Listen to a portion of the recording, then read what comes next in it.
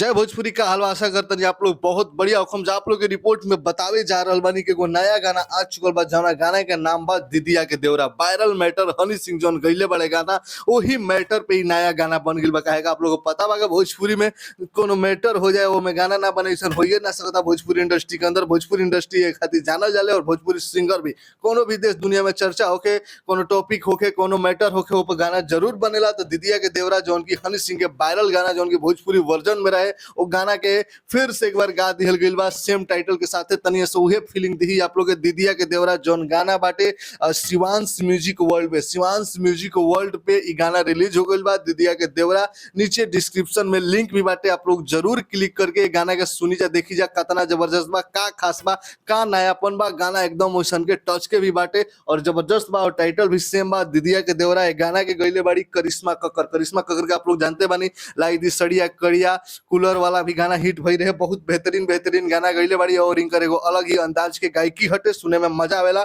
मुकेश मिश्रा ए गाना के लिखले बाड़े, इनके वर्मा ए गाना के म्यूजिक दिले बाड़े। वीडियो डायरेक्टर जे बाड़े गोविंद प्रजापति बाड़े, और कोरियोग्राफर संदीप राज। बहुत ही बेहतरीन टीम बाटे। संदीप राज बेहतरीन कोरियोग्राफर होन, और एमे एक्टिंग भी उहे कइले बाड़े अनुराधा यादव के साथे। फीचरिंग में अनुराधा यादव बाड़ी, जे कि संदीप राज के साथे एक्टिंग कइले बाड़ी। जबरदस्त लाग रहल बा, देखे में मजा आ रहल बा। बहुत जबरदस्त वीडियो बा जवन की शिवांश म्यूजिक वर्ल्ड पे रिलीज हो गइल बा।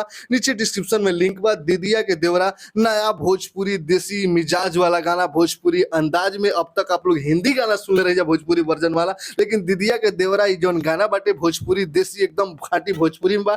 जरूर देखी जा, सुनी जा शिवांश म्यूजिक वर्ल्ड पे। नीचे डिस्क्रिप्शन में लिंक भी दियल गइल बा। और बताई जा कैसा लागल, सुन ले बन जा, देख ले बन जा। तो कमेंट में कैसा नहीं लागल ई न्यूज जान के, ऐसा खबर आप लोग हम देनी नीचे कमेंट सेक्शन बताई जा। लाइक शेयर कमेंट कर जा। जय हिंद जय भोजपुरी।